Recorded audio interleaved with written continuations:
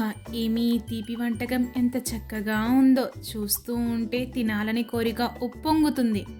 ముందుగా కొన్ని క్యారెట్లను మనం హస్తములచే కడిగి వాటిని తురుము పరికరంతో తురమాలి. తురుముకున్నాక పక్కన పెట్టుకుందాం. తరువాత గ్యాస్ స్టవ్ మీద, క్షమించండి, గాలి పొయ్యి మీద గిన్నెలో పాలను మరిగించి కరిగించాలి. తరువాత అదే గాలి పొయ్యి మీద ఒక కడాయిలో మనం తురుముకున్న క్యారెట్లను నెయ్యితో కొంచెం సేపు వేయించాలి. దానిలో పంచదార వేసి కలపాలి. ఇప్పుడు ఈ పదార్థం నెయ్యి విడిచే వరకు మరియు పంచదార పాకం అయ్యే వరకు బాగా కలపాలి. ఇప్పుడు దాంట్లో మనం మరిగించి కరిగించి పెట్టుకున్న పాలను వేయాలి.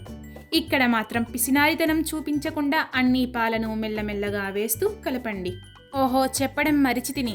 ఇష్టపడండి, ఇతరులకు పంపించండి మరియు సబ్స్క్రైబ్ చేయండి. అరే, ఈ పాలలో ఉన్న గరిటె ఎక్కడికెలా వచ్చింది? బహుశా తన దగ్గర ఉన్న పాలు ఎక్కడికి పోతున్నాయో చూడడానికి వచ్చిందేమో. ఇంకా దంచిన యాలకులు వేయండి.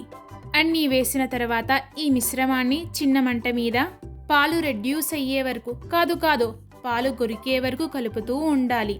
ఆహా, మన వంటకం చూడడానికి ఎంత బాగుందో!